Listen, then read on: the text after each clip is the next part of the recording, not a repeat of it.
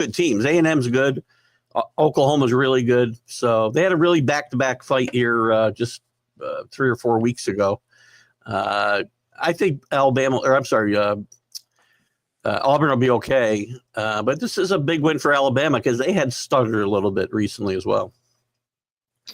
Yes, and let's say good morning to Sonia. Good morning, Sonia, guys. glad you could make it in.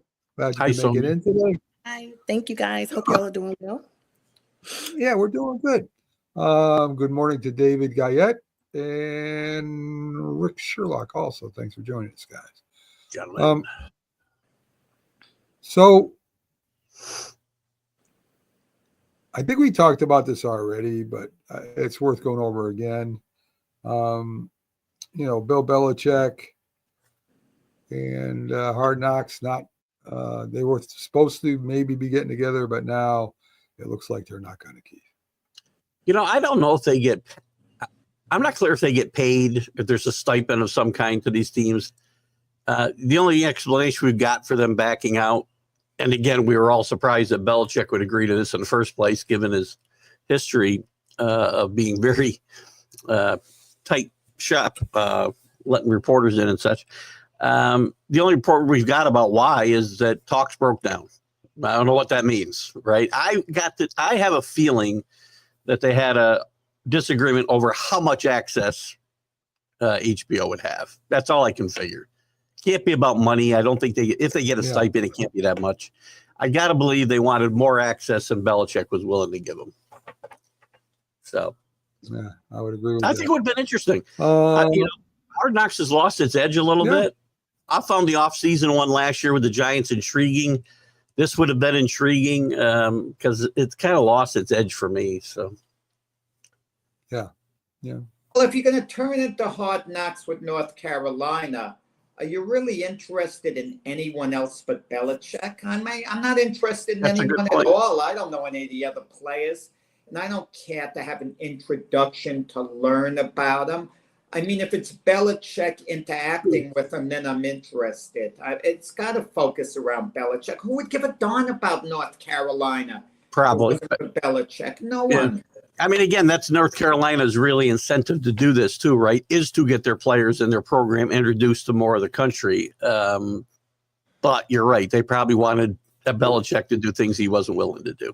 Yeah, so many people follow the basketball team that they don't follow the football team as much. So this would have been really a good way to introduce the team. Like you're saying, nobody really even says much about their football team, to be honest.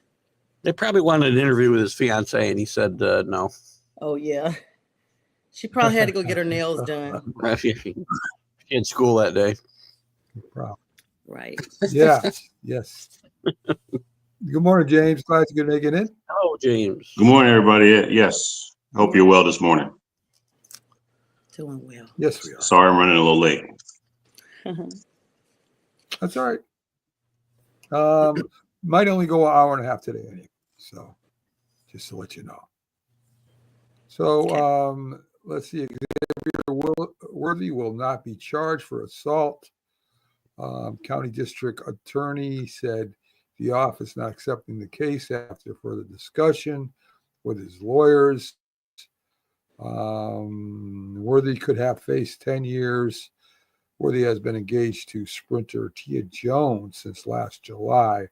The couple since has bought a house and together and in Williamson County.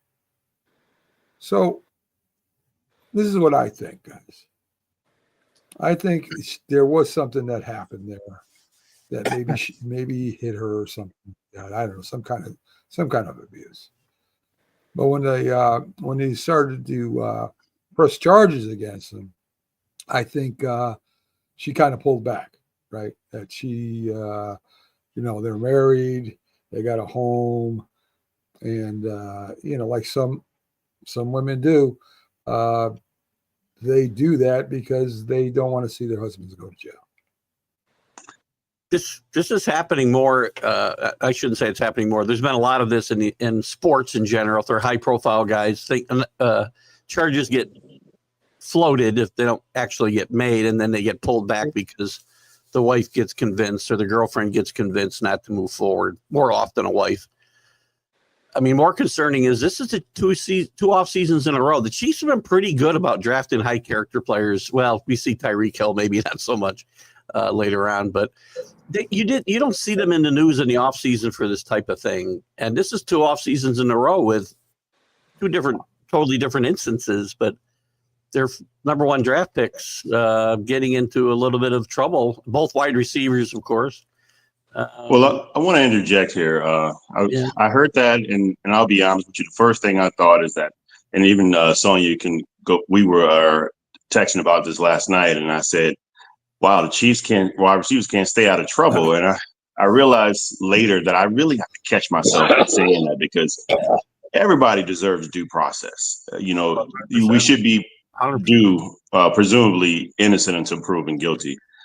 And in this situation, there's more information out there. I don't know if it's true or not, but what he did was there's suspicion of her cheating on him, but he got an investigator prior to this and found the information and ordered her out of the house. And she didn't want to leave. And there's evidence that he has scratches on his face and maybe some of his hair pulled. That she didn't want. She was a little more volatile, and he didn't press charges on her. But that's when the situation became, okay, you kick me out, I'm going to do this to you. We'll have to look more into that. We'll have to see. This is what's going on. But if this is happening, man, this is not anything uncommon anymore. People are like, okay, if I can't get this out of you, I'm going to ruin your name. Yeah. I'm going to put you out there and make you look bad in the situation. So there's an opportunity for that also, but we'll have to see. Let's just let the dominoes play where they, fall where they may. But you just don't know. I mean, it's just unfortunate if that's true. Either way, if this is true, this is not a good situation. Thank you, James. I mean, I'm listening to Mac. Mac has him beating her up, and she showing pity on him. Okay, and condemning him, finding him guilty. Thank you for having a level-headedness. Anyone can accuse anyone of anything. They drop charges very quickly. Very quickly, they didn't pursue it, the police, which should tell you an awful lot. I will say this. Usually in domestic situations, I know different states have different ways of going about things, but not just working in that field, but also having, unfortunately, some personal experience with people close to me that have gone through that. Usually, if there is an aggressor, they look forward to the aggressor, not necessarily the person. And usually police are able to determine from physical evidence who the aggressor is, like James was saying with the scratches and therefore. However, sometimes it's a defensive scratch that you may have and, you can't tell, but those are good officers that are able to decipher that up front, because sometimes it does have to go through the entire process of the court system, and then you're not able to tell. And, we definitely, none of us condone, putting hands on anybody, male or female, but we are living in an era that a lot of guys are being domestically abused, and it's a lot of women out there that are off the chain, and men don't often speak up. So perhaps it's one of those situations that because he was trying to get her to leave the house, that law enforcement was involved. No telling how many other times something similar has occurred between them or anybody that's gone through a situation. It's usually not a one-time thing before law enforcement is involved. Just quickly, too, James, you're right. And you're right to interrupt me, too, because about the due process part, you're right. And sometimes, and I do it, and I guess to defend Mac a little bit, we all do it because social media has changed all that. Right now, you're really guilty until you're proved innocent in the court of public opinion because of social media. And I fall victim to that more than I probably should as well. But you're absolutely right about that. Yeah, it's true. Everything is caught and charged and disposed of on your social media platform. Everybody's got a camera. Yeah. Yep, true. Hopefully there's nothing. So the to it. Chiefs are Chiefs re-signed Hollywood Brown, who was hurt last year, for most of the year anyway. So this should give him give Patrick another weapon, James.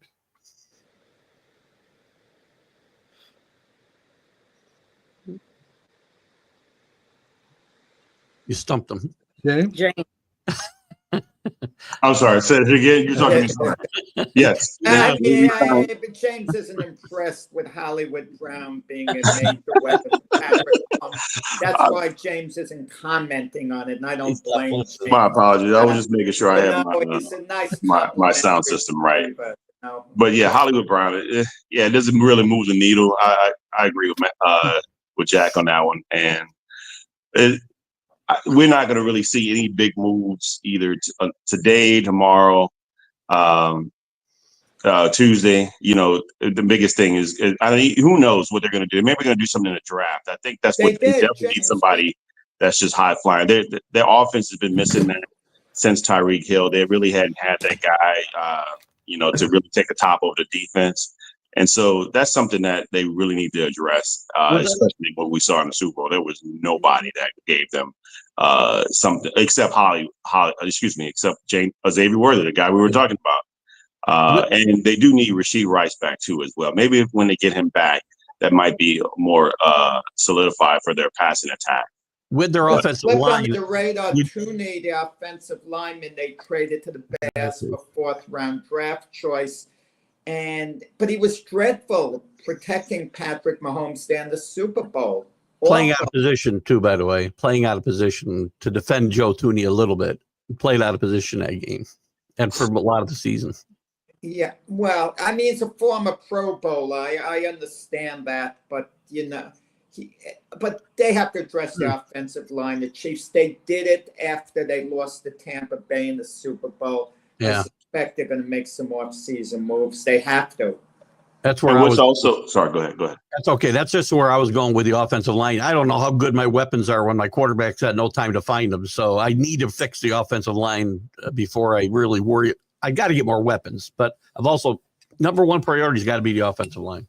Which makes it more interesting to see that they allowed a trade with the Chicago Bears with one of their offensive linemen. I'm like, and he's all pro. So what's going on there? I mean, is he not any good anymore, or something they see? They say, well, let's get rid of him, or maybe he's going to be high price tag. They can't afford him. Joe Tooney had quite a few years in the league too. He's not a young guy, so I'm not surprised to see that. And a fourth-round pick, you could still get an offensive line. Yeah. There's still some value in the fourth round. I'm still baffled. Not a deep draft. Sorry, Sonia, real quick. This isn't a real deep draft in offensive linemen either for teams looking for it, which everybody is. Sorry, go ahead. Yeah. No, I was going to say the same thing, that this draft is not offensively. Yeah. It's just not out. The pendulum is not swinging on that side at all. Like last year, we were extremely blessed to have a lot of quarterbacks and just a lot of stacked offensive talent. And this draft is not going to be like that. But I was going to also say it's baffling still to me, and probably a lot of people are still stumped on just how Kansas City looked in the Super Bowl, like how they were even able to get this far, knowing that they had struggles on that O-line like that. I guess they just had less struggles than the majority of other teams who are now looking for offensive linemen. But it was just, I'm still stumped as to how, was Philadelphia that good, or was Kansas City really that lacking when it came down to, produce? Combination. They hadn't played a team like Philadelphia with a front seven like they played against that. Front four specifically all year long. Nobody in the AFC was that good on defense. That good.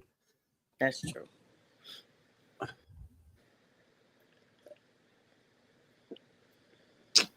So the Raiders are Pete Carroll and Geno Smith are together again in Las Vegas. I didn't get it in the beginning. I mean, I don't know what Seattle's plans are after getting rid of Geno Smith, but they're together again, and maybe they get something going. Keith.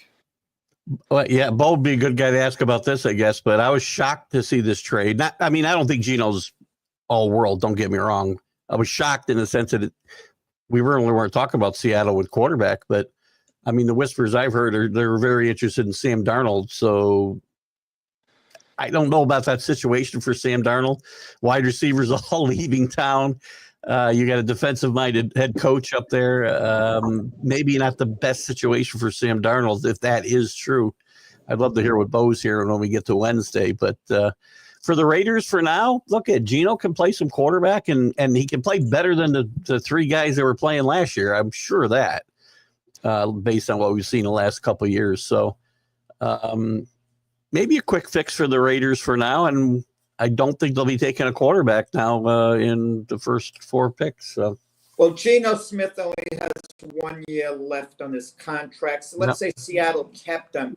At most, he'd be there 1 year unless they were going to give him a nice extension. And he wasn't going to be worth the type of extension he wanted because they did try to extend them, but they just couldn't agree on the money. So they're cutting ties basically for 1 year. They're just not having Geno Smith for 1 year, Seattle. They're in full rebound. Because they were going to lose him at the end of the year. And they're getting a 3rd round draft pick. So there's some value there. They're basically in full rebuild mode now, aren't they? I don't know if they have the resources. Maybe they want to trade up for one of these quarterbacks and draft them too soon. I don't know. But, they've gotten rid of like 5 of their players. And so I know they're trying to get under their cap. Even though we have this increase in cap, it still doesn't seem beneficial for a lot of teams. And Seattle is one of those teams. So was New Orleans. And so, well, you got Derek Carr. Carolina. They got you have Derek Carr. Well, they just restructured him. Yes, they got about $30 million. The Raiders did extend Max Crosby, so that's good. They made sure he got paid. So there's that. James, unfortunately, you still know you don't have a quarterback now by restructuring Derek Carr. Yes. Absolutely. Which a lot of Saints fans are not really happy about. Sorry, Mac. I know we don't want to talk about the Saints Wolves. But you're right, Keith. What you said about the Raiders now, they're not going to be drafting a quarterback now. I wouldn't think out so. of the question, and that opens things up for Shedeur Sanders to be there when the Jets take him. But something tells me the Jets are going to bypass him. I think fall to New Orleans and Carolina's not going to. He's going to go to Tennessee. He's probably going to go to Tennessee. Oh, wait, hold. That'd be the first pick. Shedeur or Cam is going to go to Tennessee. Probably. Yeah, I don't think Shedeur's not. It's possibly. I mean, I wouldn't say probably. Possibly. You never know. The draft is unpredictable. They said he talked with Tennessee and he had his dad on FaceTime talking with them. So of course he did. Dad's got to go everywhere with him. Dad cannot wait. Wait. Grown. Dion is a successful coach. He has this image. He brought the image onto himself. If you look at Dion as a successful coach, it changes the equation. I mean, we look at him as the flamboyant Deion Sanders, the dad. He's meddling. He's loud. He's a successful coach. He's a smart football guy. Look what he's done for Colorado. It's amazing what he's done for Colorado. He was successful at Jackson State before that. You don't bring your dad to these interviews. How many? He's a coach. He's a coach. I don't care who he is. That's right. I don't care who he is. When you saw Hard Knocks last year off season and you saw the Giants interviewing all these guys, how many had their dad with them? Absolutely. I don't care if they're head coaches or not. Nobody. If I'm a team, I wonder about that. Wait. Now, wait a minute. Hold on. Well, didn't John Elway's dad get extra involved in the draft process? So did the Mannings. His dad was a coach, so they accepted that. The Mannings did too. You're right, James, and Jack is right, but they weren't at one-on-one interviews. That's my point. Mm-hmm. They manipulate. If you want to know what makes Shedeur tick, how to handle him, your best resource is his dad, Dion. That's the best resource. No one wants Shedeur to succeed more than Dion. But other kids who are out there trying to go out for these positions that do not have a dad or do not have a dad that is this celebrity, it is very biased for them to walk into these situations where they feel like they have basically a leg up or a leg down in their case because it's freaking Prime. That's their dad that refuses to cut the apron string. Exactly. And at the end of the day, he cannot go out there and make those plays for Shador once Shador is signed. Dion needs to keep his Jerry curl from the 90s wearing behind back in Colorado and worry about coaching those college guys. I had a Jerry curl back in the 80s too, so Oh, you did. That would have been great to watch. To see. it was an interesting look. It was the 70s. Oh, okay, Keith. Weird Al Yankovic. I look more like that than Dion. Well, I hear the thing that turned teams off with Shador Sanders. He talked about changing the culture, the programs, the way they think, wanting them to have a winning attitude, this and that. And people feel threatened by that. But let's be honest, if Shador Sanders is going early in the draft, the reason the team's drafting them because they're not good, because they haven't been good. That's why they're getting an opportunity to select them. I think the problem with certain organizations like the Giants, first and foremost, is a certain culture there, an old conservative culture. So you get someone really flamboyant like the Sanders father and son, and they feel threatened by that. They don't want to know from that. Well, I wouldn't be threatened by that. I'd want to know why the kid brought his dad. Did he interview it? I've interviewed a bunch of people, hired by a bunch of people. Not one of them ever brought their dad. And if they did, I'd probably end the interview in about 2 minutes. So, which is why falling to the Jets would probably be the best option because he'd be the second coming of Broadway Joe. He can wear fur coats and rings. Yeah, facts. Oh, wow. He fall down. He fall out of his chair. Glad he had those shorts. So, well, God, thanks for that visual, Sonia. I'll have that in my head all day now. Thank you. I was just like, whoa.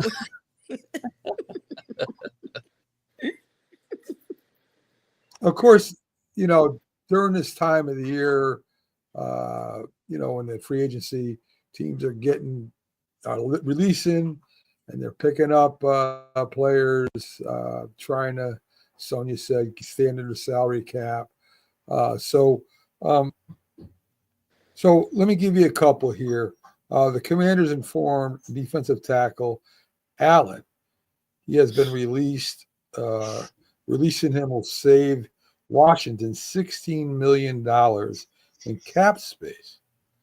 So that's one of the ways that Washington is coping with the new salary cap. Mm-hmm. Well, if this isn't new, right? But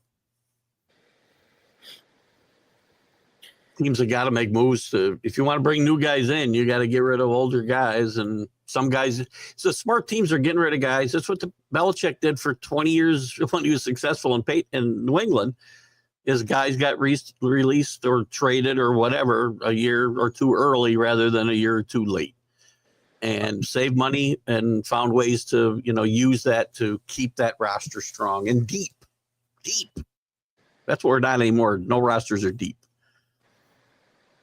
Yeah, and that's why the Panthers got rid of Shaq Thompson as well. I mean, he's been with the franchise for 10 years. He, I believe, was the last Panther that was still there from the Super Bowl run, honestly.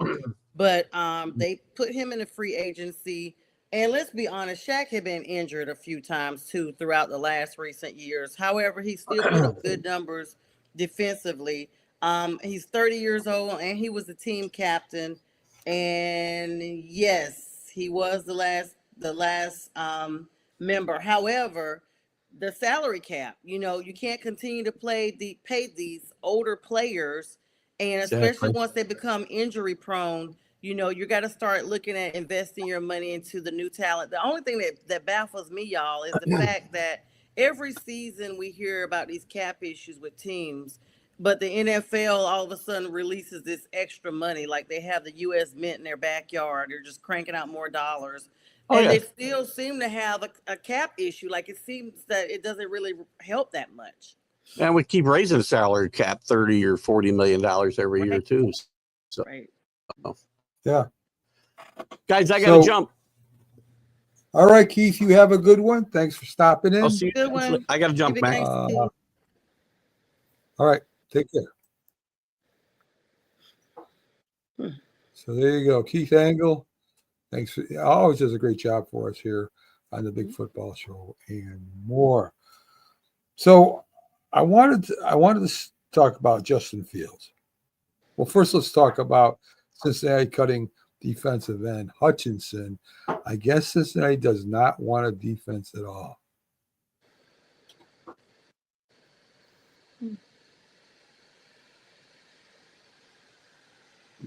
Can you hear me? I Aiden Hutchinson? understand you, Mac. Say that again, what you said. Rephrase it. I don't understand. I said that Cincinnati Bengals cut defensive end Hutchinson. Freya Hendrickson, you Yeah. mean? Oh yeah, that's what threw Yes. me. Yes, sorry. But they sorry. didn't cut him. I was like, Hutchinson's the Lions. Wait. Yeah, that's right too. They didn't cut him. They'll, seeing what he could work out elsewhere. If he could work out something for himself elsewhere, a type of contract, then they'll maybe do business with the other team. They're not going to probably be afford to pay him. He asked to be traded, because they can't meet his contract demands. There's a big difference between being cut. They didn't just cut him. They didn't move on. He's one of the best, defensive linemen in the league. So, they're not going to just get rid of him. I mean, And then they put the tag on T. Higgins, and T. Higgins, that everybody's talking about that. He was quoted as saying that putting that franchise tag on him was disrespectful, as you know what. His actual mama done got involved. His mama, T. Higgins' mama, said that it was disrespectful as HELL to put a tag on her son. And when these families be getting involved, it's a whole nother thing. But everybody agrees, honestly, like freaking T. Higgins, like, come on, Bengals, y'all need him. Wait, Sonia, wait, correct me. I'm missing something here. Explain, educate me. You just put down Deion Sanders, a dad getting involved with his son, but you support I T. don't Higgins' support it. mama, I who didn't probably doesn't have, I assume doesn't have a tiny fraction of the football knowledge that Deion Sanders has. No. It's okay the mama gets involved. I don't think she Deion, said you're that, Jack. offended. I don't think she said that, Jack. I think she was. No, inform me. I'm just telling you, I don't think she said that. I think she was saying it was wrong that she got involved in it. Oh, Thank you. okay. Thank you. Okay. And all I said was that most of the football world agrees that it was disrespectful because it's the second time they've tagged him. No, but it's not disrespectful, Sonia, because you're following the company line. That's the same logic when someone has 1 year left on their contract. Oh, extend them, otherwise they're lame duck. I mean, that's total nonsense that people buy into. It's kind of like in the NBA when they used to all clap at the foul line. They're like a machine, not even thinking of what's going on. He's getting $26 million a year. He's up from 21 to like $26 million a year. Let him have a good year, and then next year he's a free agent. He could get whatever the heck he wants on the open market. That's not disrespecting him. The Bengals are being smart. I will say it was quoted that the organization said they only franchise tagged him in the hopes of getting a contract done later this season. They are going to try to get him done a contract. But with that said, I just don't think the fact that there's always been some problems with the organization of Cincinnati Bengals to be able to keep players and pay them all what they're worth, even within the confines of the salary cap. Yeah, so the fact that you can't pay, they don't have the monies like Dallas would with Jerry Jones to be able to pay 3 players at once, and they definitely paid Joe Burrow. They're probably going to restructure him in order to make room for T. Higgins. But they said a lot. I'm thinking that what they're doing with Trey Hendrickson is the same thing that Los Angeles did with Matthew Stafford, is allowing to see what he's worth, to see what the value is, and if they can pay him, they can't. And if they can, if they can pay him, they will. If they can't, They're going to trade him and see what they can get for him, which is unfortunate because this is your best defender on the team that Absolutely. still led the league in sacks 2 years in a row. Yes, I agree, Brian. They are mismanaged. No. Wait. They have 3 players who are clearly better than Higgins. Clearly better. Joe Burrow, obviously. Jamar Chase is, he's a clearly better receiver. They're not quite on the same level. They've got to accommodate Jamar Chase's contract is coming up. I mean, that's why they franchise tagged him. And Trey Hendrickson is more valuable than T. Higgins to them, and they're running into a problem there. That's bigger news to me than T. Higgins. They franchise tagged him, let him play his 1 year, then he could go elsewhere and get. We'll see whether he could get the money, he thinks he's worth. I don't think he would.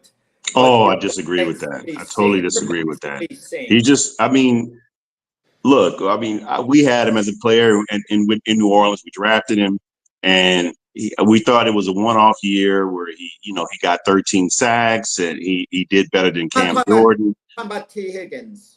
Oh, T. Higgins. T. Higgins is, you're right. He's not better than Jamar Chase. Jamar Chase has to be handled first. You're right. T. Higgins, I'm talking about. Yeah. I don't think he would do that great on the open market. He'd do okay, but I don't think he's not going to be paid like one of the top receivers. I think he'll do 30. I think he'll do 30 a year. Some team's going to overpay for him. He's getting 26 for the Bengals this year. It's in the ballpark. Bengals are not doing wrong by him. They're franchising. He'll be a free agent next year. Then he could go after his money. So stop complaining. It's an honor to be franchise tagged when you think of it, that a team thinks so highly of you. They're the one guy, the team wants to keep. But no one ever looks at it that way. But the only problem is it's the second year in a row for him.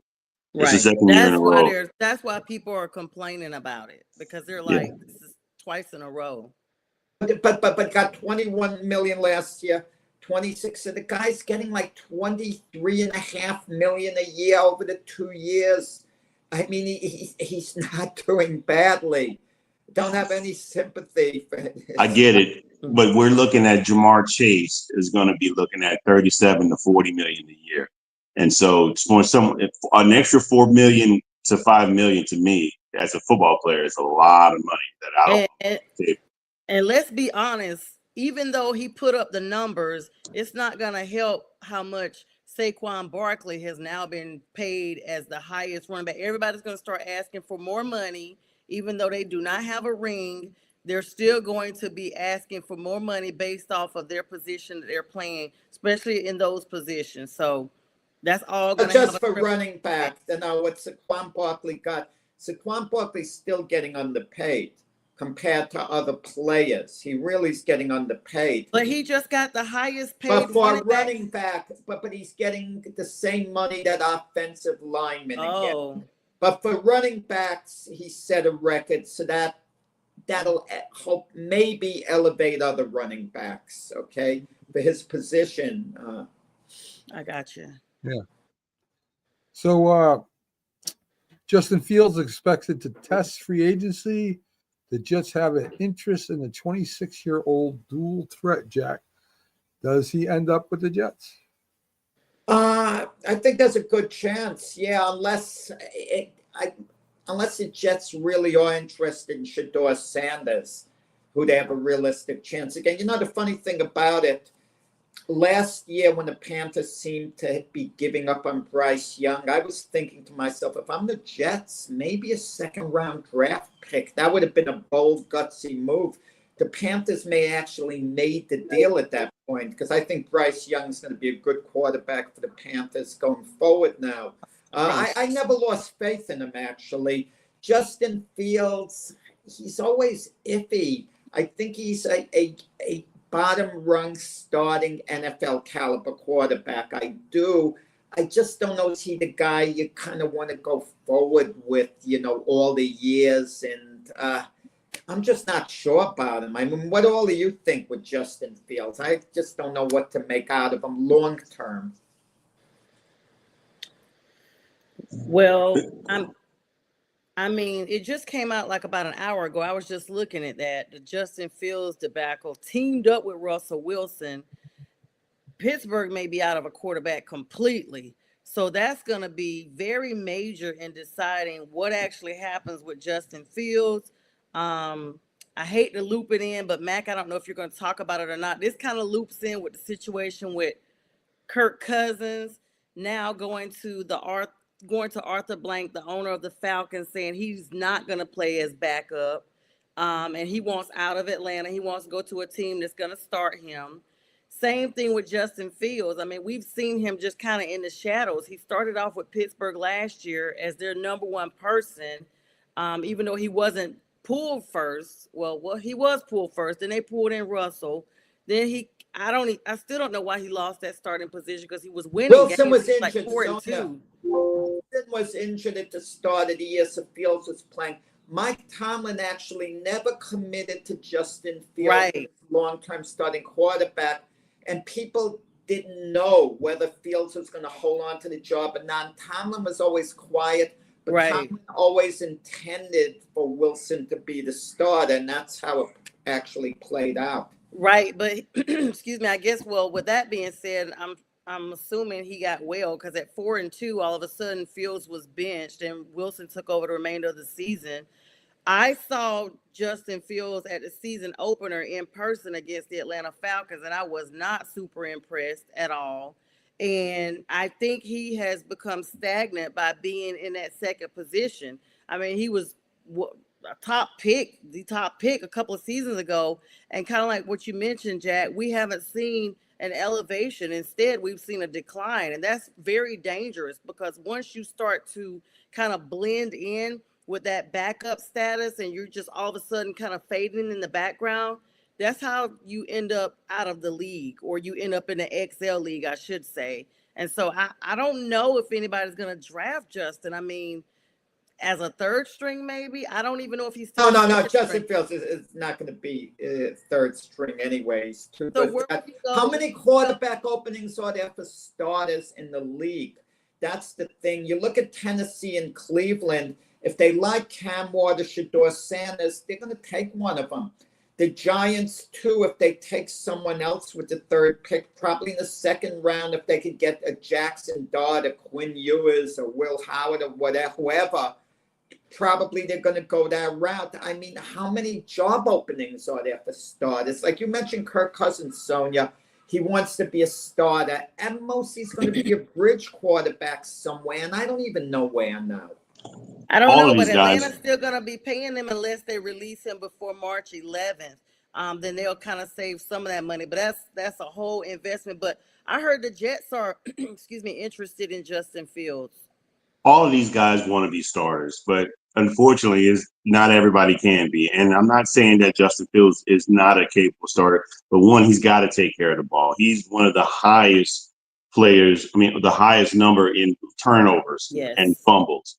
And so, I mean, that not to say That's why not I said third string. associated with being a running quarterback, but Lamar takes very good care of the ball. I mean, so you got to learn to take care of the ball. You got to learn your timing. You got to learn your reads. He's still working on those things, and we're talking about a second, possibly a third team that he's going to be on now.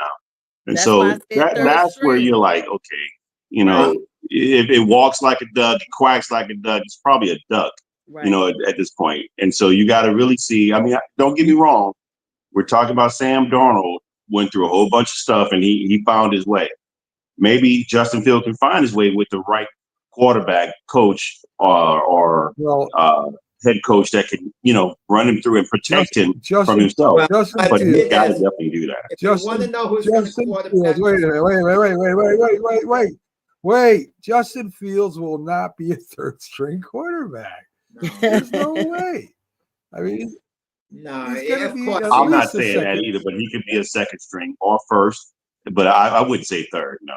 No, definitely not third. If you want to know who's going to be the starting quarterback for the Steelers next season, I said it to you early to midway last season. It's going to be Aaron Rodgers. He's going to be the Pittsburgh Steelers starting quarterback this season.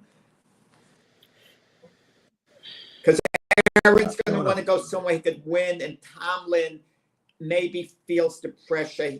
They got to win now. He gives them his best chance, and they're not in position to really draft a young quarterback who could be of any serious help next season. What about Sam Darnold? He's not that good. I mean, he's good for the Vikings. I thought he'd have a big year.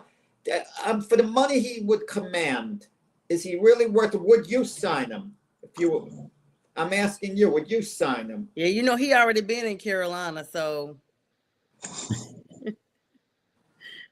probably not. I mean, he's good. He got them to the He's point. good to a point, Sam Darnold.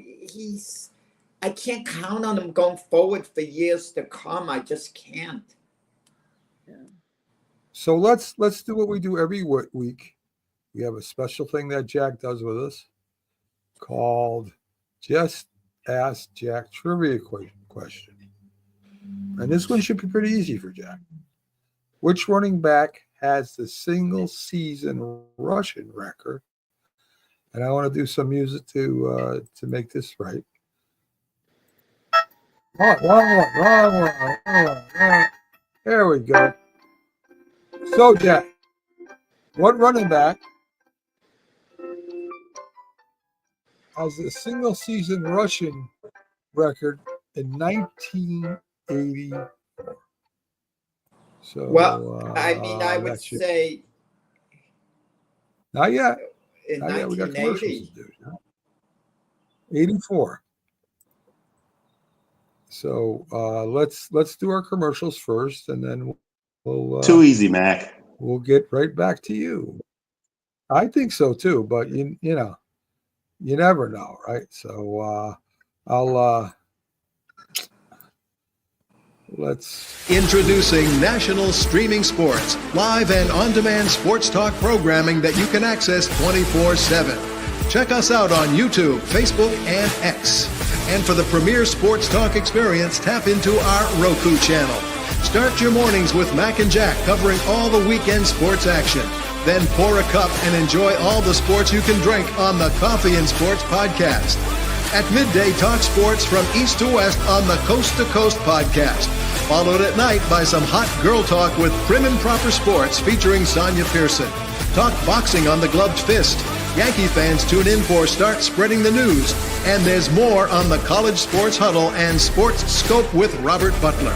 And that's just a sampling. There are 20 podcasts in all and 70 weekly shows giving us a 3.4-star viewer rating. To find us on Roku TV, search for National Streaming Sports on the Roku search bar. Click on the logo and you're in.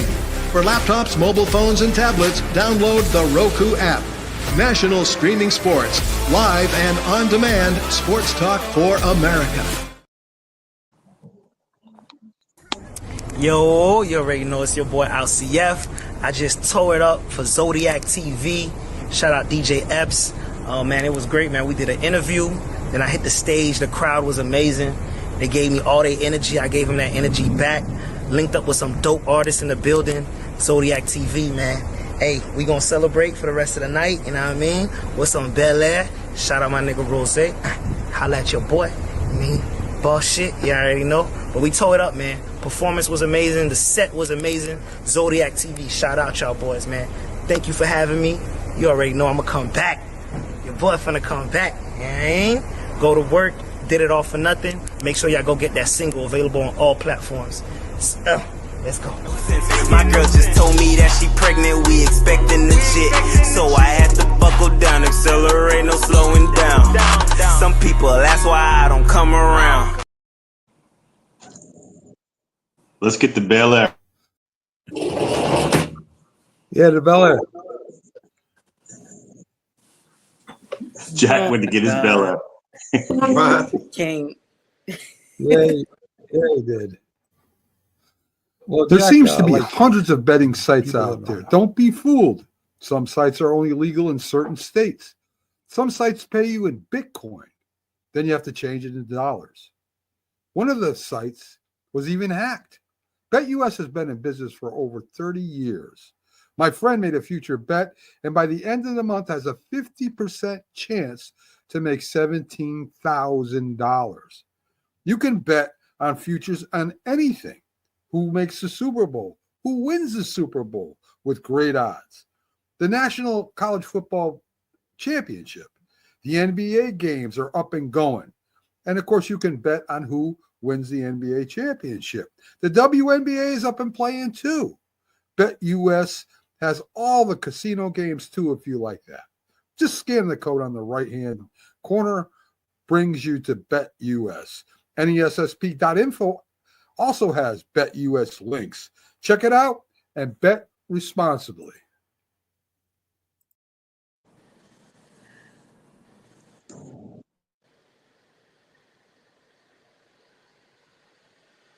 No, everybody loves, especially the Zodiac commercial, with his Bel Air. And I'm not sure if Jack drinks Bel Air or not, but anyway, let's get back to the sports. It's a city somewhere, isn't it? Okay, Fresh Prince. Bel Air County, California, yeah. something like that. Yes. So let's get back to the trivia question, Jack. Which running back has the single season rushing record? Oh, and that 84, I mean, you got to link it to Walter Payton. That's what You I know, was thinking. That's what I was who thinking. broke Jim Brown's Nope. record at the point. Yeah. That's not it. Well, let's say talk You got about, you're saying 84. Emmett Smith came along a little later. So that would be answer. But Let's- could it be, 1984 would be, it's linked to Walter Payton because he was in the prime of his career then. Let's change it to 1980, Jack. Well, I'm wrong on my answer then. I mean, I'm not going to keep, I even came with a second one, but so I'm not going to keep, I can name, what am I going to do? I'm going to say Franco Harris and, and who did, come on. I mean, I can start going down the list of all the great running backs, but. Okay. So, James, you have an answer. Yes. It is the guy that's always on the sidelines every time some guy gets close to beating his record is Eric Dickerson. Yes. All right, James. So, James. And not only Wait, is Eric Dickerson Eric, you're saying, but you said 1984 originally. Eric for the Dickerson, Los Angeles Rams, he was drafted in 2,105 yards. Wait. Wasn't he drafted in like 83, Eric Dickerson? So how?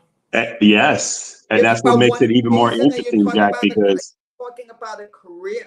What you talking about a career? he was it was his second year that he broke that record in 15 games. No, And wait. not only But that- this was over career. Who held the rushing record?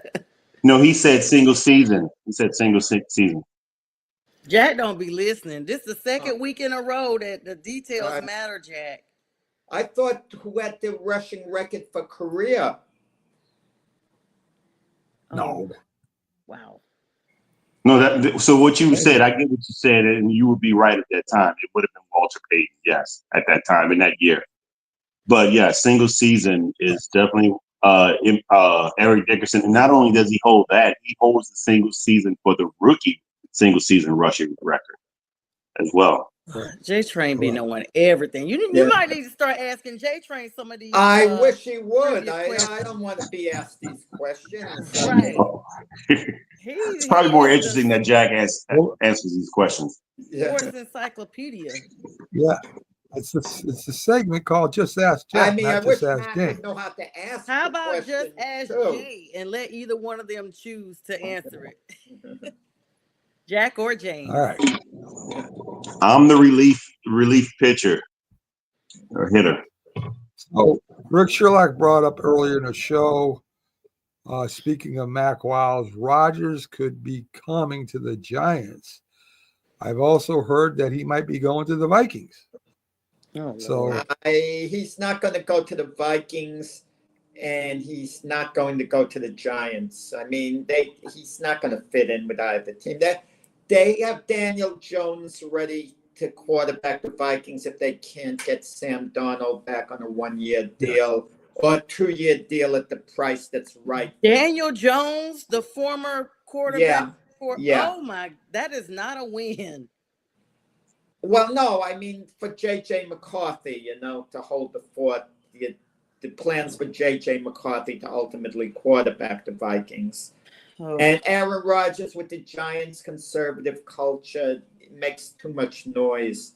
They'll go in another direction. I have a feeling if they can get Cam Ward, that's, the draft, that's the direction they'll go in. But I could just see with the Giants either Cam Ward or Travis Hunter. Seattle wanting Sam Darnold. Yeah, I could definitely see that, Brian. Definitely. Nobody even saw Seattle needing a quarterback until 48 hours ago. Like, that was totally out of nowhere. It changes everything. Sonia, what are you going to do if you're Seattle? Gino had 1 year left. You're not going to extend him and give him the type of money he wants. He's not worth it, long term. Yeah, that's you true. Keep him for one more season and see what you can do with them. But sometimes it's good to move on, a year early rather than. I wonder if they'll try to draft. I think they're number 12 in the draft, 14, something like that. I wonder if they'll try to draft a quarterback. It's going to be so far down in there, and this is not a quarterback saturated draft. I just wonder what their aim is going forward. Yeah, there's a number of intriguing guys you could get second, third, fourth round.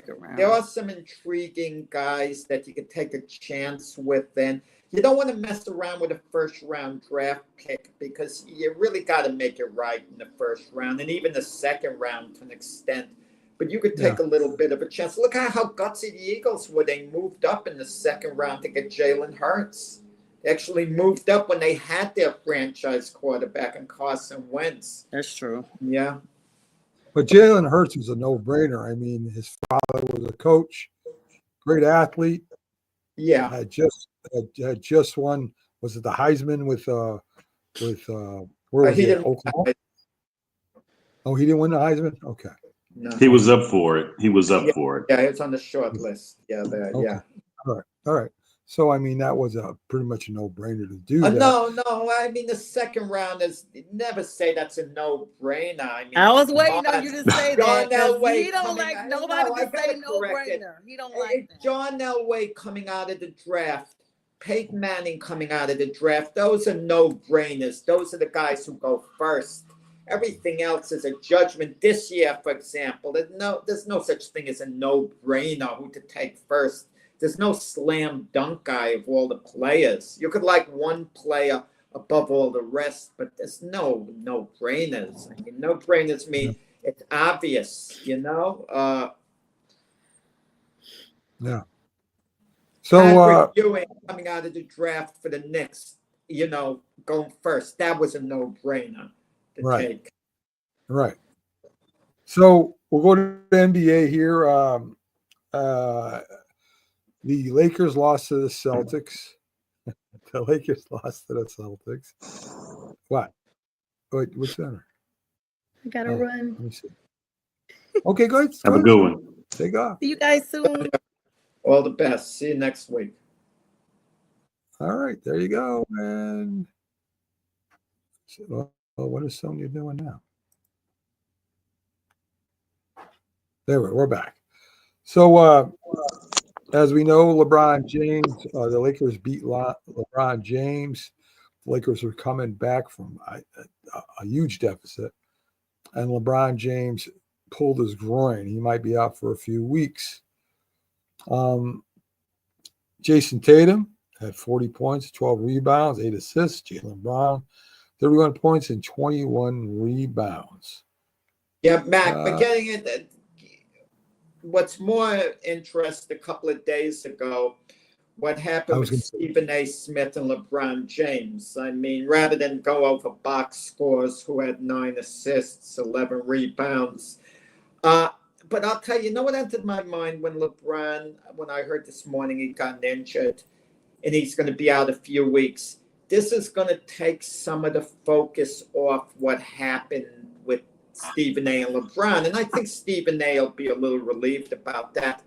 And I don't know whether you heard what Stephen A. originally said, in regards to Bronny and LeBron.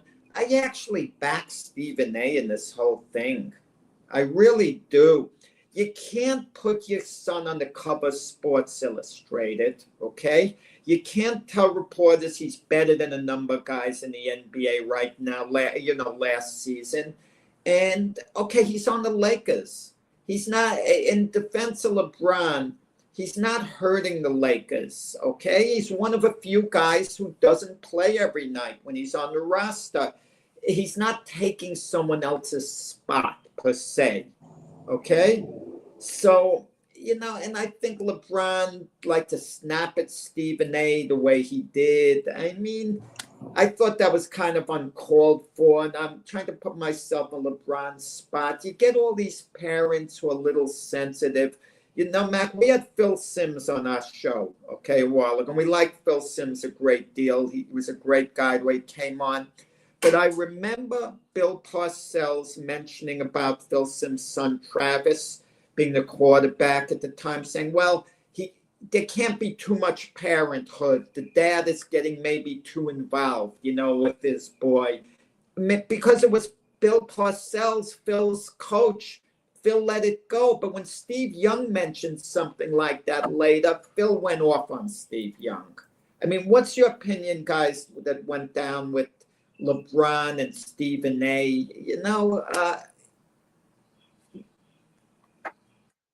I mean, I don't have children, so it's to empathize as a parent. I don't know what that's like, I would say, but I agree with you to the extent that LeBron put his son in that situation.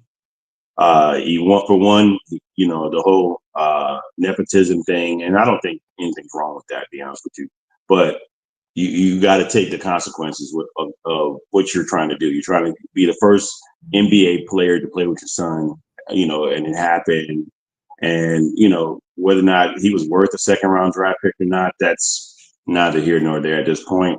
It's just what everyone is thinking is that, I think it was a little bit overblown on both sides. I think also Stephen A.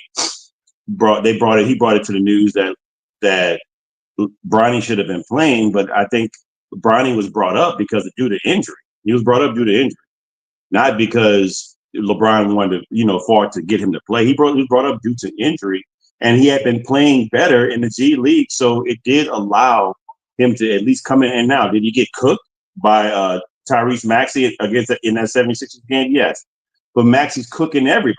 He's 27 points a game. He's averaging 27 points a game, so he's cooking everybody. So I think the optics looked bad when he got beat pretty bad by Tyrese Maxey, and that just made it worse. And Stephen A., in his own fashion, how he always does, he overblows things and makes it look harder. And I think that's where LeBron took issue with that. And so did he say anything that was out of character to Stephen A.? I mean, when everyone's reading him out, what he said, I said, he probably could have took a better road than that, but he was not happy about it. And I think LeBron, and like Stephen A. said, he came to him as a parent, not as somebody talking about basketball. He came more so as a parent. And so, and that's what Stephen A. said. He understood. He's a parent. He might not necessarily agree with everything, how it happened or what happened, but he took the high road, and Stephen A. took the high road and then just let it go. Yeah. And the thing with Bronny too, I mean, LeBron, it's okay. LeBron wants his son on the same team with him because he wants to see his son develop as a player. But keep this in mind. The Lakers let all the other teams know, you draft Bronny, he's not going to play for you. He's going off to Australia, wherever the heck, how they were going to do it. But of course, another team may have drafted Bronny earlier, thinking they could get LeBron to come over to their team. So Bronny could have been a valuable chip for another team unless LeBron was going to let him know. Really, the kid should have stayed in college the extra year to play, and I'm talking from a basketball viewpoint, to be a better player.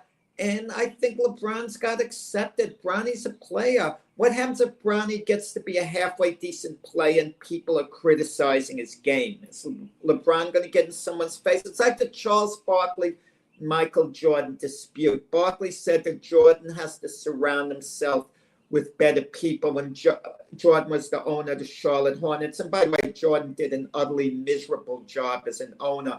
So we hear, oh, Jordan's the most competitive guy ever. He wasn't competitive as an owner. He was a lousy owner, you know, when you think of it. But Barkley said, if I give my best friend a pass, how can I criticize other people and give my best friend a pass? What would that say about me as like a journalist, you know, doing my job?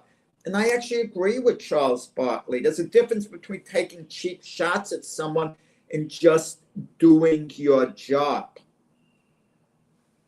Well, Barkley said that if there was more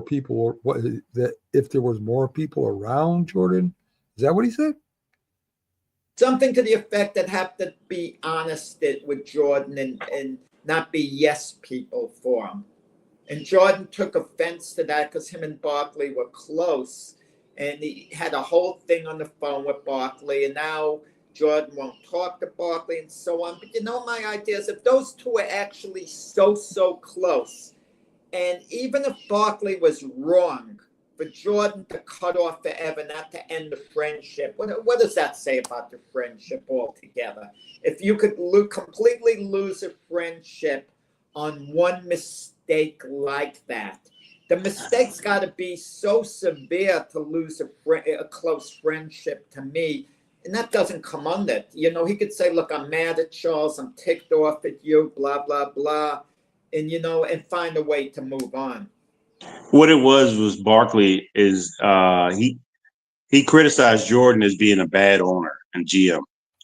And so, he felt like that. Jordan felt like that was something he could have talked to him about in person. But I mean, it's a part of the game. I mean, it's part of the journalism. And so I disagree with Jordan on that regard because I think, yes, Barkley, he didn't make a joke about it. I don't think he joked. He just said what it was.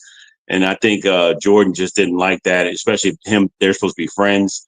But I mean, this is a business. I probably, if I'm Jordan, if I'm Charles Barkley, if it's me, I think he even alluded to this, that hindsight 2020, he probably would have came to him and talked to him about what he's going to do and what he's going to talk about. He has to talk about it. It's his job. And that's, but I think he blindsided him with it. And then it made it a little bit more difficult for them to remain friends. And Jordan Jordan holds grudges, man. So he'll create a grudge. I mean, he even said that in his documentary. So, yeah. No, he said they create a grudge that would help him on the court as a player. You know, if he could find a slide, anything, to psych him out in that regard. Because Scottie Pippen, Stephen Kerr, they were important members of that Chicago Bull team, right? Yeah, obviously. Especially Scottie Pippen, great player. Yeah. So, he didn't do it by himself is all I'm trying to say, if that's what was. No one said he did do it by himself, Mac. Okay. Every player needs help. Yeah. Look at LeBron, all-time great, maybe the greatest ever. Who knows? That's another debate. But LeBron's 4 championships. He had Anthony Davis with the Lakers, Kiki Rowe, Kyrie Irving with the Cavaliers, Dwayne Wade with the Heat. You need a great supporting cast. I admire so much what Kobe Bryant did. Paul Gasol, I don't consider him a great player. I consider him a very good player. And he won a couple of championships when Paul Gasol was his main guy. I'm not impressed with Isaiah. Don't be impressed with Isaiah, Brian, the way James is. Isaiah's a bit of a snake, the way he goes about things. And listen, I know you're probably referring to the Olympics, the dream team. I know James buys into the narrative of Isaiah getting blackballed. I just want to point this out. A number of guys couldn't stand Isaiah. It was like a group. There was Karl Malone who couldn't stand him at the time. Don't listen to what Karl Malone says now. He's the guy who punched Isaiah forcefully. He hated his guts at the time.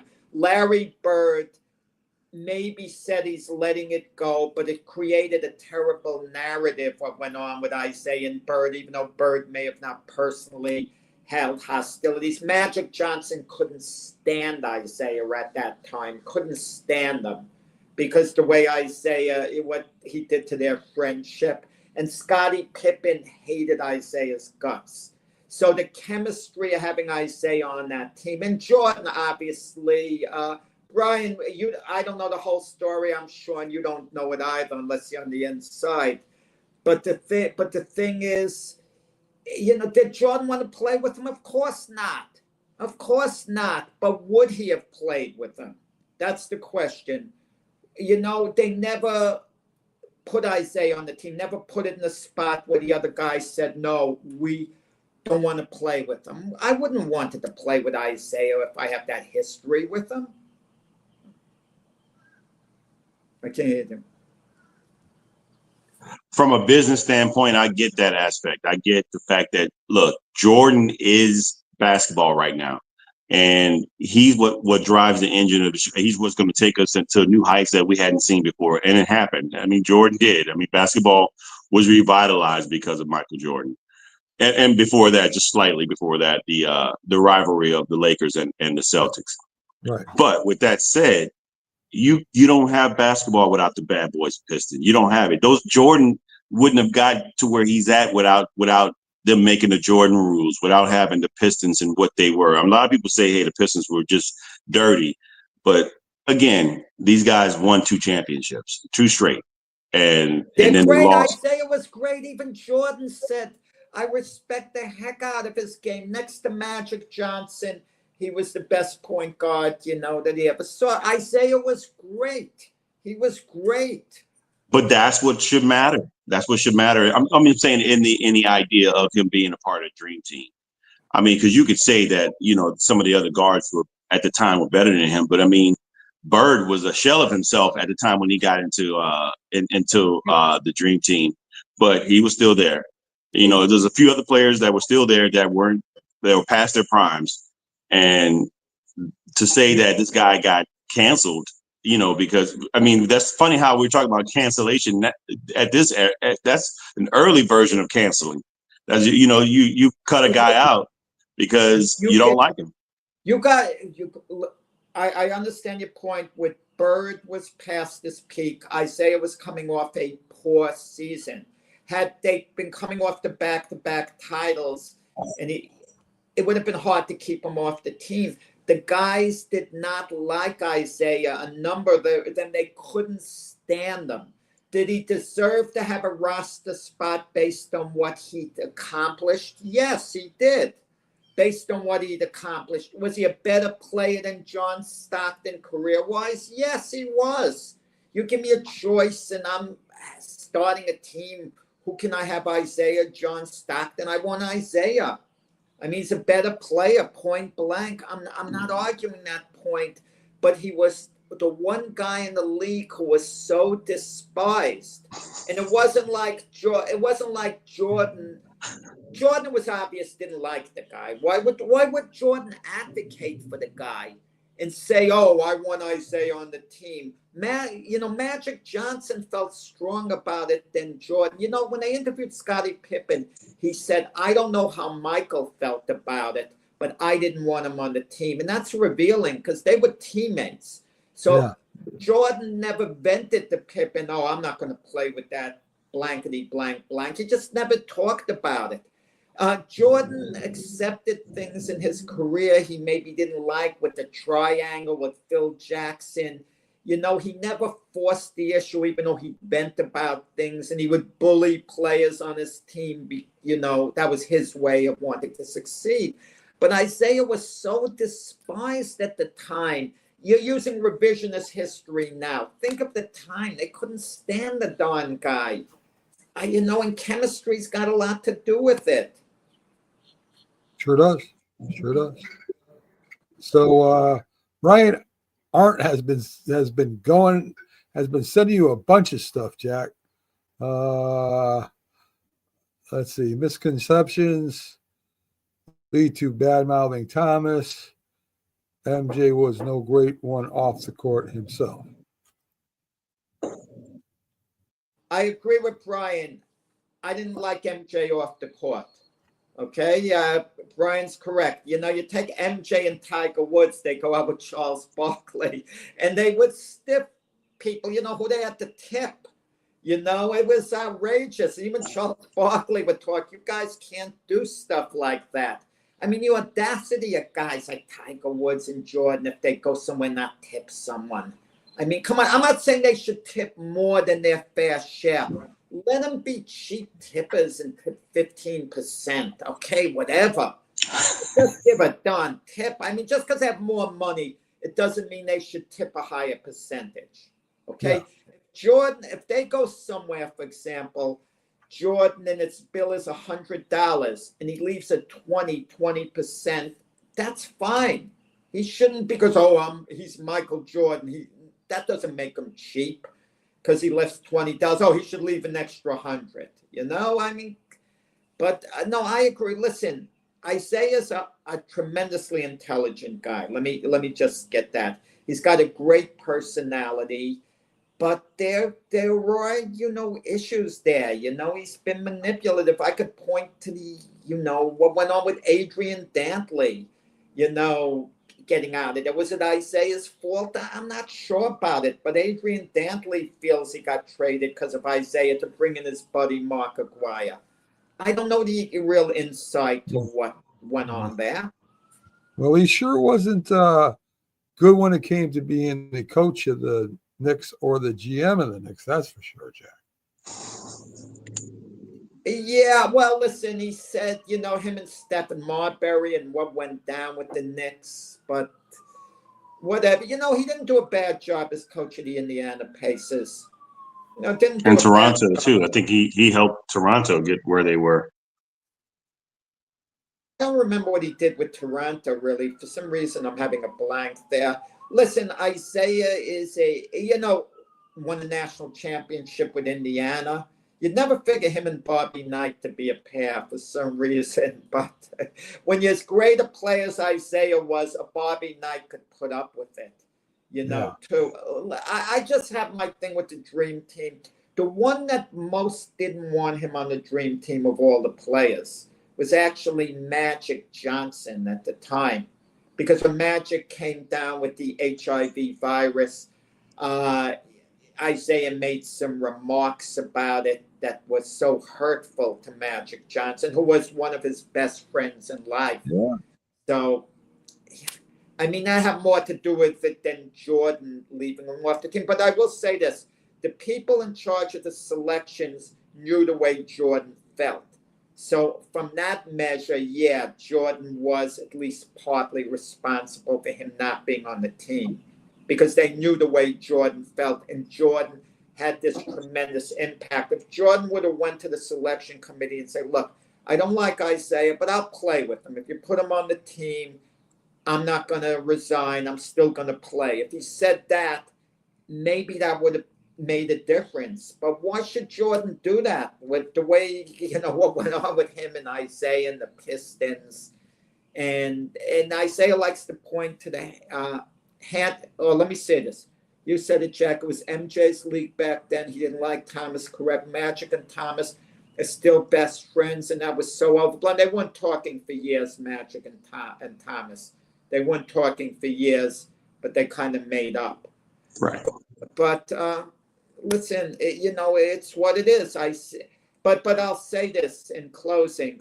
Isaiah Thomas being left off the Dream Team, the idea that we're talking about it now, he's always indirectly going to be part of the team, a part of the narrative of that team. He's always going to be part of the narrative of that team, historically, him being left out. Yeah. So getting near the end of the show, I did want to say one thing before we leave. Didn't Isaiah and Magic kiss each other before games or something like that when they played? Yeah, on the cheek, like you greet each other, and yeah, they were really good friends, man. It wasn't romantic. No, well, they did have I'm going to leave that. They did have a falling out for some years. Now that keep that in mind. I mean, Okay. after Isaiah made some remarks but listen, Jordan's not I know I said that's close. Jordan's not the nicest guy off the court as far as I'm concerned, okay? I'm not building him up, believe me, how he is off the court. But just the narrative with the whole dream team, it was more than Isaiah's ability. Obviously, based on what Isaiah accomplished strictly on the court, he certainly should have had a roster spot without question. I think James will be laughing about that comment he made all day. So, folks, we're out of here. Thanks for joining us. Me and Jack will be back tomorrow. I'm back in Jack Monday night. So we'll see you tomorrow, folks. Have a great day.